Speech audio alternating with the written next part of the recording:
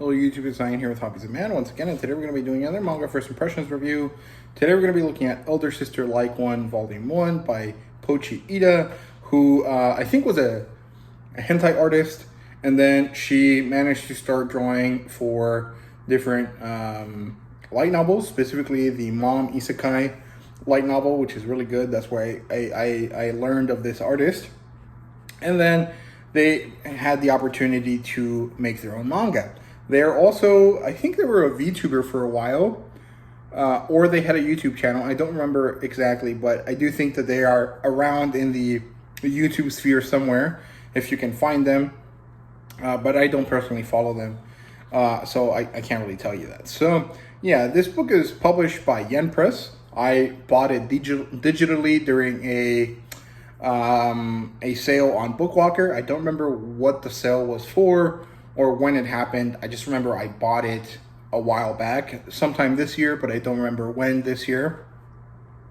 And the demographic is seinen. The genres are slice of life and romance between a demon character and a young teenage boy. And the adaptation for this in OVA was announced in 2020, but I don't know if it ever came out. It might have. I'm not sure. I don't really think so. I would have heard about it by now, I think, but I'm not too sure. If I'm wrong, let me know down in the comments. So yeah, the premise here is that there's this sad, unloved boy. He's kind of similar to Ichigo from Bleach in the sense that he's a boy that sees spirits and quickly learned that he shouldn't talk to them for fear of being ousted as being weird. But by the time that he learned that, it was already too late. And so he is this sad, unloved teenage boy. He's, kind of pushed around his family members because his parents died. And his family members took him in, but none of them really want him around. And so he just gets passed on to the next one as soon as possible. Eventually, he does manage to arrive at his uncle's house. And his uncle doesn't really like him, but he doesn't hate him. And so he lets him be himself. And so this boy finally kind of finds a place where he's okay. And eventually his uncle ends up in the hospital for some reason. And as the boy is trying to find all of his uncle's things so that his uncle can have a better stay at the hospital, he stumbles into this shed, this back part of their home where he's never been, and stumbles into a demon summoning by accident. And I think that's actually what made his uncle go into the into the hospital, but I'm not sure. I don't know if that's actually correlated. And he meets this demon who asks him to call her Chiyo, and he is given a choice. He is told, you can have anything you wish as long as I can take what you value most. But he doesn't actually understand it like that. He thinks that she'll just take his soul or something. And so he asks her to be his older sister. He wants a family member that will love him unconditionally, and she agrees.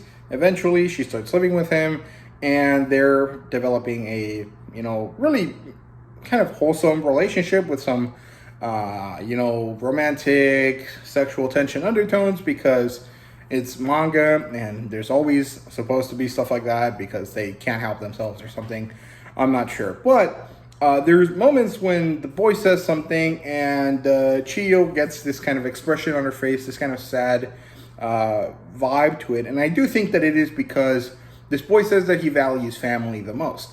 And she did say that she would give him whatever he wished as long as she could take whatever he values the most. So if he values family the most, that probably means that his uncle's going to die at some point and that she will probably go away. Or she will be removed in some way, and the boy will lose something when she leaves, right? And it does seem kind of sad, but he doesn't actually pick up on it throughout this first volume. There's 6 volumes out so far. I don't know if that means that there's more coming or if it ended. I'm not too sure. But it's a good manga. I like the art style. I think the story is pretty good. It's wholesome, but also really ecchi, and I think that's just a really odd combination that happens in a lot of manga very often, and it works really well. The most interesting talking point here that I can really come up with is that the fact that the art is really, really good. It looks amazing. Chico's character design is great.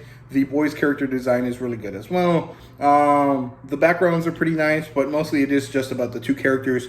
And the way that they look is really, really good, and I like it a lot. I think it's really well done. And if you like the MILF Isekai illustrations from the light novel, you will probably like this as well. So yeah, I hope you guys enjoyed. And if you did, please leave a like, subscribe, and comment down below. Let me know what you guys thought about this manga, if you've read it. I do think it's similar to like Kobayashi's Dragon Maid in some sense. But I don't know if that's necessarily true. Let me know down in the comments. And thank you guys very much for watching. See you guys.